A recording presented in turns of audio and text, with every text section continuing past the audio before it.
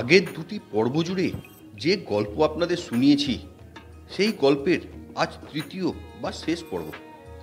এই পর্বে আপনাদের দেখাবো বেলপাহাড়ির বিভিন্ন দ্রষ্টব্য ও শোনাবো তার গল্প। আগের দুটি পর্বে আপনাদের শুনিয়েছি ঝাড়গ্রাম রাজবাড়ি, কনকদুর্গা মন্দির, ডুলুং নদী, চিল্কিগড় রাজবাড়ি, ঘাটশিলা ও কাকড়াঝোড়ের গল্প।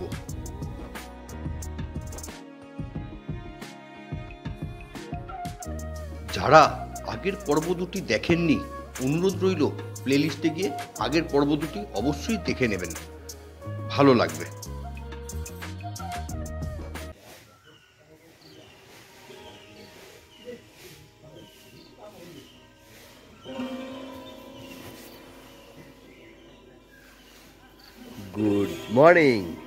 Good morning from Kakrajhor. বন্ধুরা কেমন আছেন? আশা করি সবাই ভালো আছেন। প্রত্যেককে গুড মর্নিং, স্বাগত আমার এই গো ডিফারেন্ট চ্যানেলে। আপনারা জানেন গত দুদিন ধরে আমি এখানে রয়েছি কাকড়াঝোড় কুর্চি বন আবাস। কুর্চি বন আবাস সম্পর্কে আপনাদের বলেছি, তার রিভিউ দিয়েছি, রুম কীরকম কী দেখিয়েছি। আজকে এখান থেকে বেরোবার পালা। এখন বাজে সকাল 6টা, এখানে চেক আউট সকাল 10টায়। আমি একটু সকাল সকাল বেরোচ্ছি, তার কারণ হচ্ছে বেলা বাড়লে রোদ্দুরের তেজ এতটাই বেড়ে যায়, তখন আর কিছু দেখা যায় না। যাই হোক, ঘাটশিলার ভিডিও কেমন লেগেছে অবশ্যই কমেন্ট করে জানাবেন কিন্তু। আর এই ভিডিওতে আজকে এখান থেকে বেরিয়ে কলকাতা ফিরবো, যাওয়ার পথে বেলপাহাড়ির কতগুলো জায়গা আছে সেগুলো দেখার চেষ্টা করব। কতটা দেখতে পারবো জানি না, তার কারণ এখানে সবথেকে বড় সমস্যা যেটা, আমি রাস্তাঘাট চিনি না বলে অনেক জায়গায় ভুল হয়ে যাচ্ছে। কাল যেমন ঘাটশিলার থেকে ফেরার সময় এত রোমাঞ্চকর অভিজ্ঞতা, এত অ্যাডভেঞ্চার হয়েছে। আমি যখন এখানে পৌঁছই তখন আনন্দ হচ্ছিল, কিন্তু রাস্তায় আমি খুব ভয় পেয়ে গেছিলাম। আপনাদের আমি কিছুটা সেটা দেখিয়েওছি। যাই হোক, আর বেশি কথা বাড়াবো না, একটু চা খাই, খেয়ে তারপর আমার রানী এখানে অপেক্ষা করছে। লাগেজটা বেঁধে তারপর রওনা দেব টুয়ার্ডস বেলপাহাড়ি। এখান থেকে বেলপাহাড়ি মোটামুটি 26 কিলোমিটার মতো। তারপর বেলপাহাড়ি যেতে যেতে কতগুলো জায়গা আছে, বেলপাহাড়িতে গিয়ে কতগুলো জায়গা আছে ঝটপট দেখে নেবো, দেখে ফিরবো কলকাতা। জয় বজরংবলী, জয় বজরংবলী, জয় বজরংবলী।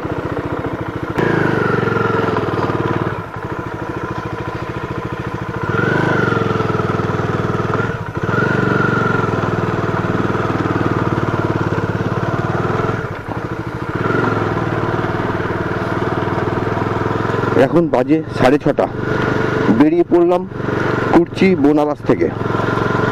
আবার একটা নতুন দিন, নতুন সকাল, শুরু হলো একটা নতুন জার্নি। যে জার্নি দুদিন আগে শুরু হয়েছিল নতুনভাবে, আজকেই সেটা সমাপ্তির পালা। চলুন তার আগে কিছু জায়গা ঘুরে দেখে নিই এবং আপনাদেরও দেখাই।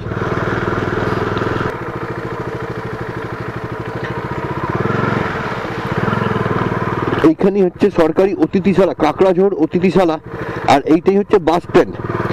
আপনারা আমলাশোল আসার বাস এই পর্যন্তই আসবে, এখানে এসে স্ট্যান্ড করবে। এই বাস আপনি পাবেন মেদিনীপুর থেকে ছাড়ে, মেদিনীপুর, ঝাড়গ্রাম, বেলপাহাড়ি হয়ে এখানে আসে। এই বাসেও আপনারা আসতে পারেন, কিন্তু এখান থেকে হোমস্টে পর্যন্ত আপনাকে কিন্তু হেঁটে যেতে হবে।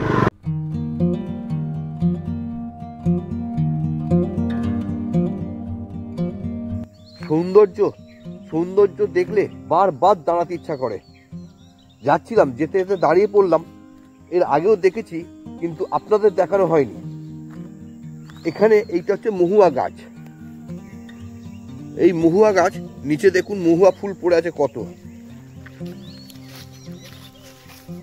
এই সাদা সাদা যেগুলো দেখছি সব মহুয়া ফুল। এই ফুলগুলো ফুটবে, এইগুলোকে পাড়া হবে, নিয়ে গিয়ে শুকিয়ে তারপর তৈরি হবে মহুয়ার রস।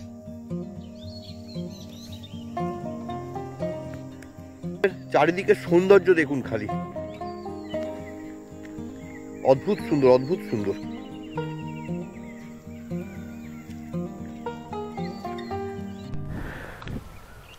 আমরা এখন যাচ্ছি কেতকি ঝর্ণা।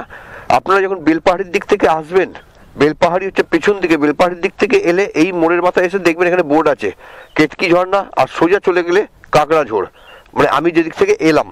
চলুন তাহলে কেতকি ঝর্ণাটা দেখে নেওয়া যাক।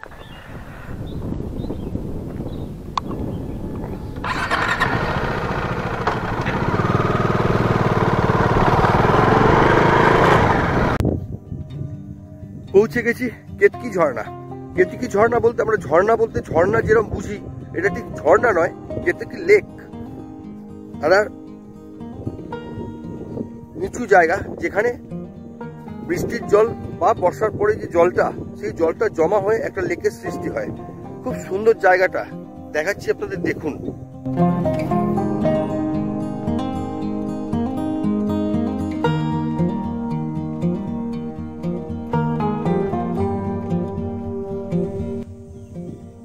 খুব সুন্দর জায়গাটা, চারিদিকে সবুজ মাঠ বুগিয়ালের মতো, আর মাঝখানে এই লেক।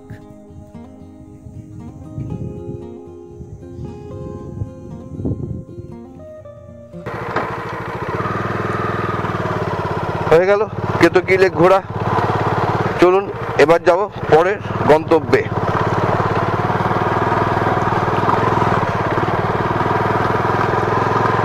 কাল বৃষ্টি হয়েছে, এক এক জায়গায় রাস্তার এতটাই কাদা, বাইক স্কিড করছে।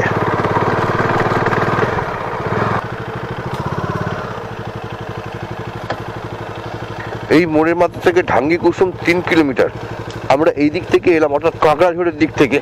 আপনারা যদি বেলপাহাড়ির দিক থেকে আসেন তাহলে এই দিক দিয়ে আসবেন, এসে এখানে এই স্ট্যাচুটা পাবেন, পেয়ে বাঁদিকে ঢুকলেই এই বোর্ড দেখে নেবেন ঢাঙ্গি কুসুম। চলুন ঢাঙ্গি কুসুমটা দেখে নিই।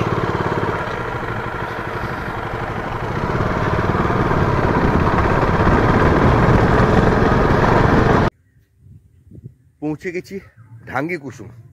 ওইখানে বাইক রাখা আছে পার্কিংয়ে, এখান থেকে খানিকটা হেঁটে জঙ্গলের ভেতর যেতে হবে। ঢাঙ্গি কুসুম আসলে হচ্ছে একটা জলপ্রপাত, ফলস। যাই হোক, এই সময় জল থাকার কথা নয়, কিন্তু কালকে যেহেতু বৃষ্টি হয়েছে, গিয়ে দেখি জল অল্প হলে পেলেও পেতে পারি।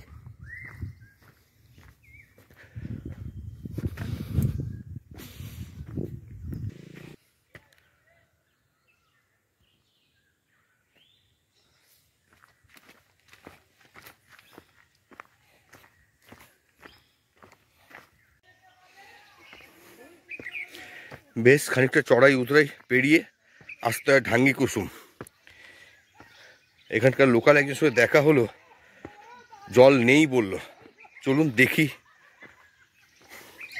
একবার বর্ষার পর আসতে হবে, বর্ষার সময়।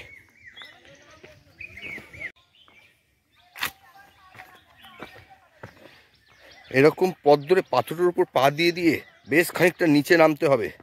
নিচে তো নামছি, ওঠার সময় কষ্টটা বেশি।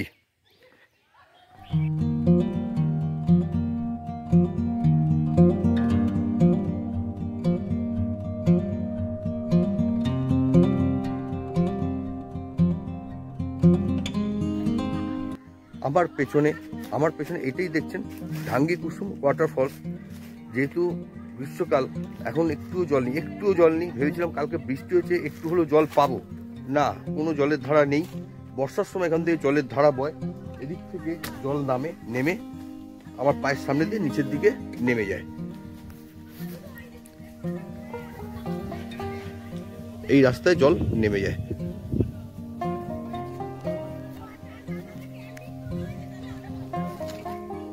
বর্ষার সময় এলে এর একটা আলাদা রকম সৌন্দর্য উপলব্ধি করা যায়, খুব সুন্দর লাগে, খুব সুন্দর। চলুন আর কি, শুকনো ওয়াটারফলস দেখে এবার আস্তে আস্তে উপরে উঠে যাই। এইটাই কাকড়াসিনী পাহাড়ে ওঠার রাস্তা, খুব সুন্দর রাস্তাটা।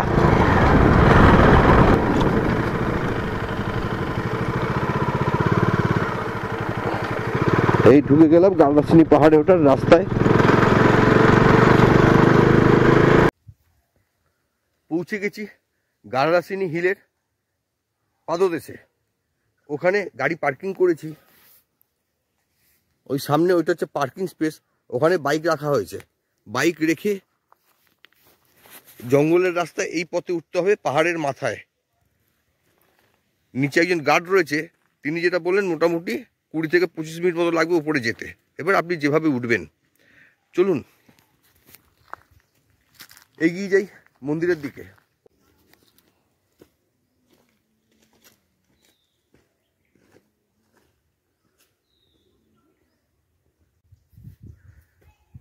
এই ছোট্ট ছোট্ট পায়ে চলতে চলতে ঠিক পৌঁছে যাব ওই চাঁদের পাহাড়, ঠিক দেখতে পাবো। প্রচন্ড চড়াই, এখনো 20 মিটারও উঠিনি।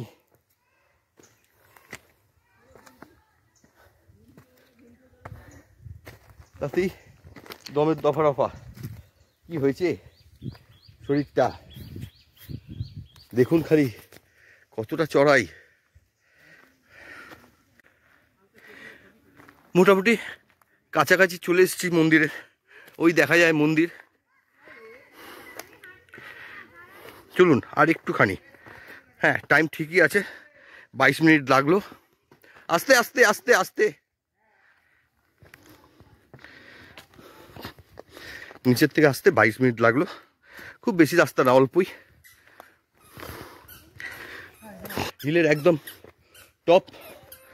টপে উঠে এই হচ্ছে মন্দির।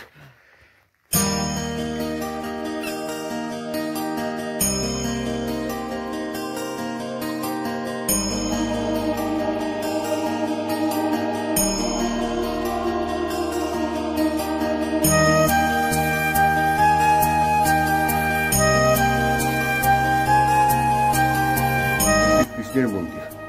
ওম নমো বাসুদেবায় নমঃ। শ্রীকৃষ্ণের মন্দির, সুন্দর একটা বিগ্রহ রাখা আছে মন্দিরে। আর পুরোহিত মশাই পুজোয় বসবেন, তার প্রস্তুতি চলছে। আর ওপর থেকে মন্দির থেকে চারিদিকের ভিউটা অসাধারণ।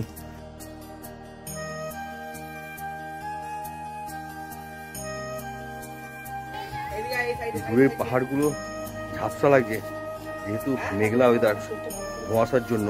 নাহলে এখান থেকে খুব সুন্দর লাগতো পাহাড়গুলো, খুব সুন্দর ভিউ, খুব সুন্দর। উঠতে একটু কষ্ট হলো, আপনারা যদি আসেন অবশ্যই একবার দর্শন করবেন।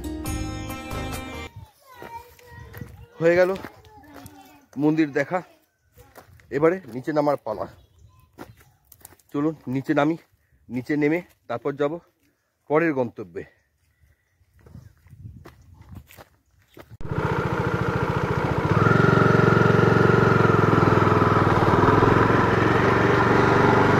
হয়ে গেল গারদাসিনী হিল ঘোড়া। চলুন একই পথে ফিরতে ফিরতে দেখে নেব খান্দারানী লেক। লেকটা শুনেছি খুব সুন্দর, আজকে নিজের চোখে চাক্ষুষ দেখবো। চলুন দেখি।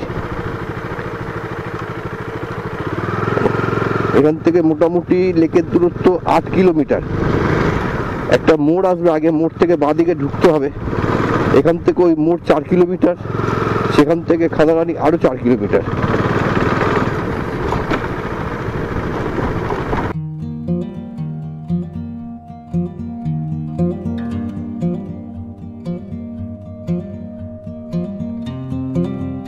এই আমার পেছনে এটাই হচ্ছে খান্দারানী লেক। কাল থেকে অদ্ভুত একটা ব্যাপার হচ্ছে, কাল ঘাটশিলা থেকে যখন ফিরছিলাম ভুল করে বুরুরি লেক থেকে বাঁদিকে টার্ন নিয়েছিলাম জঙ্গলের ভেতরে। গুগল ম্যাপ দেখেছিল ওই রাস্তায় কাকড়াঝোড় আসার জন্য। এত সুন্দর অভিজ্ঞতা, ভয়ঙ্কর সুন্দর অভিজ্ঞতা আর কি। রাস্তা ভুল করলে যেটা হয়, কতবার যে একই রাস্তায় ঘুরপাক খেয়েছি, সেইভাবে পৌঁছেছিলাম কাকড়াঝোড়। আজকে গারদাসিনী দেখে খাদারানি যে আসবো, আপনাদের বলবো 8 কিলোমিটার রাস্তা, 2 কিলোমিটার চলে এলাম জঙ্গলের ভেতর দিয়ে রাস্তা ভুল করে ডান দিকে না গিয়ে বাঁদিকে ঢুকে পড়েছিলাম। বাঁদিকে ঢুকে সোজা দেখছি লেক। এখানে জিজ্ঞেস করতে বলে হ্যাঁ এটি খান্দারানী লেক। তাহলে ভুল রাস্তাও কখনো কখনো মানুষের সুবিধেই করে। যাই হোক, লেকটা খুব সুন্দর। এখন বিশেষ রকম জল নেই, গ্রীষ্ম বলে। সদ্য শীত গেছে, এখন সেইভাবে বৃষ্টি হয়নি। বর্ষাকালের অপরূপ শোভা হবে। খালি লেকের ওই পাড়টা দেখুন কত সুন্দর সবুজ।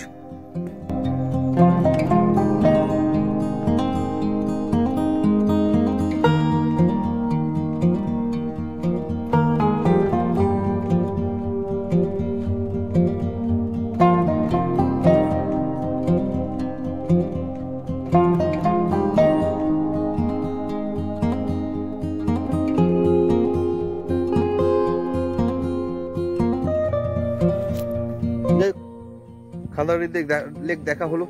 এবার এখান থেকে যাব ঘাগড়া ওয়াটারফলস। মাঝখানে আরও একটা দেখার জিনিস আছে, লাল জল কেপ বলে, কিন্তু প্রচণ্ড গরম।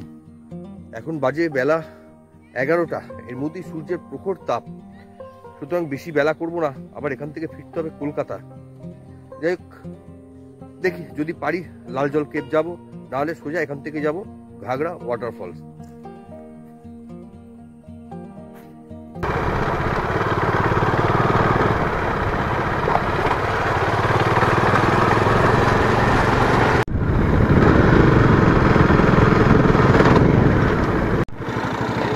এটাই হচ্ছে বেলপাহাড়ির বাজার মোড়। ডান দিকে গেলে বেলপাহাড়ি বাজার পাবেন, বাস স্ট্যান্ড পাবেন। আমরা ঘাগড়া ফলসের জন্য যাব বাঁ দিকে, আর পিছন দিকে যেদিক থেকে আমি এলাম ওটা যে ঝিলমিলের দিক, অর্থাৎ ওই রাস্তায় আপনি যদি যান তাহলে পুরুলিয়া বাঁকুড়া পর্যন্ত চলে যেতে পারবেন।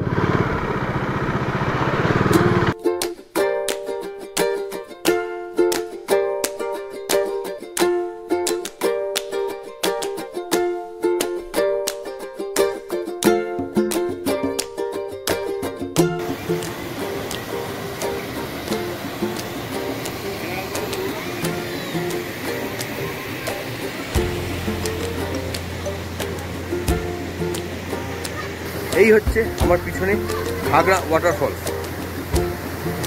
খুব সুন্দর জায়গা, কিন্তু জলটা ঘোলাটে, বর্ষাকালে পরিষ্কার জল নামে একদম। চলুন ফলসটা আরেকটু সামনে থেকে এনজয় করা যাক।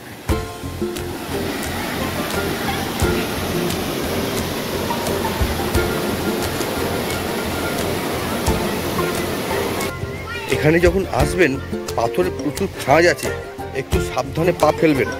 বেশ বড় বড় গর্তও আছে, এটা অনেকটা গভীরে চলে গেছে।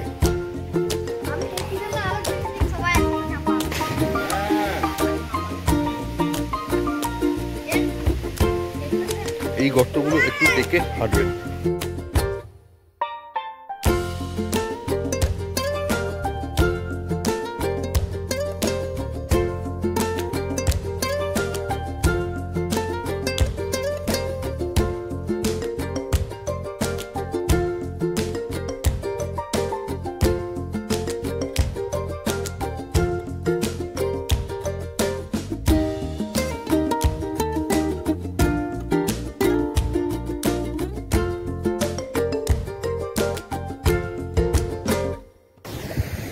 খালি বাচ্চাগুলোর মজা দেখুন, কিভাবে লাভ বাড়ছে, প্রচুর আনন্দ করছে। এটা ওদের রোজকার ডিউটি, এই সময় এসে ওপর থেকে জলে ঝাঁপ দেওয়া।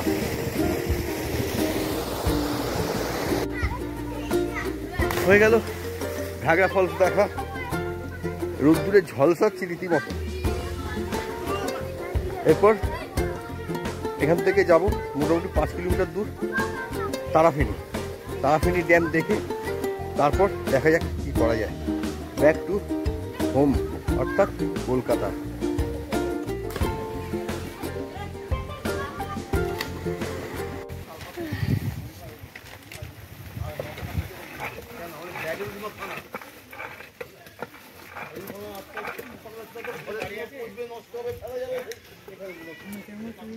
সকাল থেকে সেভাবে কিছু খাওয়া হয়নি, এখন তাই শশা নিলাম আর দিয়েছি ছোলা মাখতে। শশা আর ছোলা মাখা একটু খাই, খেয়ে তারপর যাব তারাফেনী। চলে এসেছি তারাফেনী ব্যারেজ। এই হচ্ছে আমার বাঁদিকে ব্যারেজ।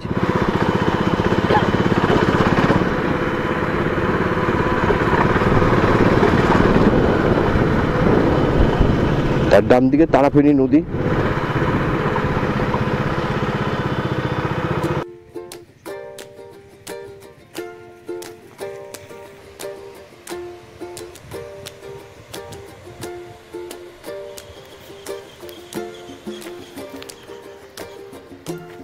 পৌঁছে গেছি তারাফেনী ব্যারেজ। আমার পিছনে রয়েছে তারাফেনী নদীর জলে পুষ্ট ড্যাম থেকে সৃষ্টি এই ব্যারেজের।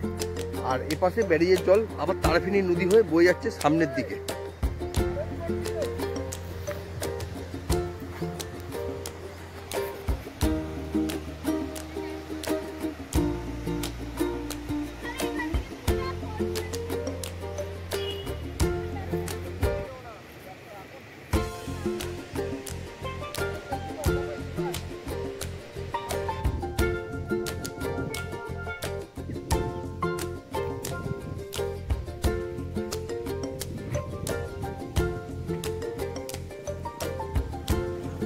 হয়ে গেল তারাফেনী ড্যাম দেখা।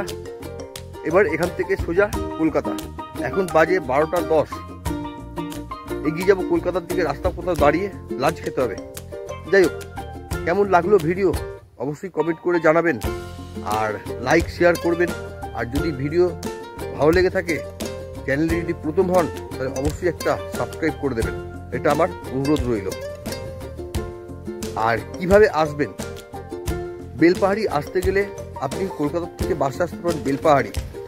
আর যদি ট্রেনে আসতে চান তাহলে আসবেন হাওড়া থেকে স্টিল এক্সপ্রেস, লালমাটি এক্সপ্রেস অথবা রাঁচি ইন্টারসিটি এক্সপ্রেস ধরে চলে আসুন ঝাড়গ্রাম। ঝাড়গ্রাম থেকে গাড়ি বুক করে বা লোকাল বাসে চলে আসুন বেলপাহাড়ি। বেলপাহাড়ি বা ঝাড়গ্রামে থেকে আপনি এই জায়গাগুলো ঘুরে নিতে পারেন। ঝাড়গ্রামে বাস স্ট্যান্ড লাগোয়া বা ঝাড়গ্রাম স্টেশন লাগোয়া প্রচুর হোটেল আছে। মধ্যমানের থেকে শুরু করে উচ্চমানের সব রকম হোটেল পেয়ে যাবেন। আর বেলপাহাড়িতে প্রচুর হোমস্টে হোটেল দুটোই পাবেন। যেখানে হোক এক জায়গা থেকে আপনারা এই জায়গাগুলো ঘুরে নিতে পারেন। ঝাড়গ্রামে থেকে যদি ঘুরেন, একটা গাড়ি ভাড়া করে নেবেন। সেই গাড়ি নেবে মোটামুটি 2 থেকে 2,500 টাকা। এবার সিজনের উপর নির্ভর করছে। বেলপাহাড়িতে থাকলে সেখানেও আপনি গাড়ি অথবা টোটো রিজার্ভ করে নিতে পারেন। তবে গাড়ি রিজার্ভ করলেই ভালো হবে। গাড়িতে আপনার নেবে 1200 থেকে 1500 টাকা। সিজন হিসেবে ভ্যারি করে। তাহলে আর কি, চলুন এগিয়ে যাই কলকাতার দিকে।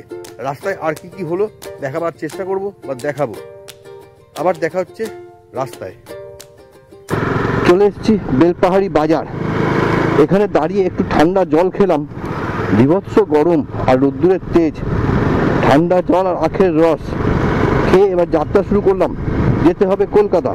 এখান থেকে প্রায় 190 কিলোমিটার এখান থেকে কলকাতা। চলুন আস্তে আস্তে যাই। এখন বাজে পাক্কা 12টা 50। কতক্ষণ লাগে দেখি। আশা করি 5টা 6টার মধ্যে পৌঁছে যাব। কোনো তাড়াহুড়ো নেই, ধীরে সুস্থে চললেই হবে।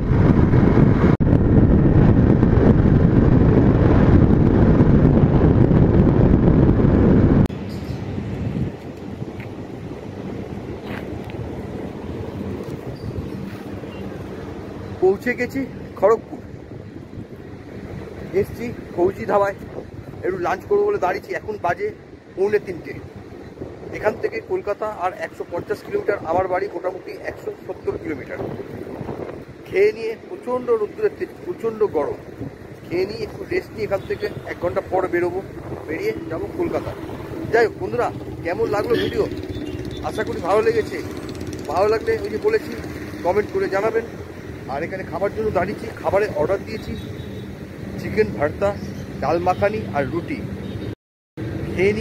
খেয়ে নিয়ে যাবো কলকাতায়। এই ভিডিও আর বেশি বড় করলাম না। আবার দেখা হবে অন্য কোনো ভিডিওয়ে, অন্য কোনো জায়গায়। ততক্ষণের জন্য বাই বাই।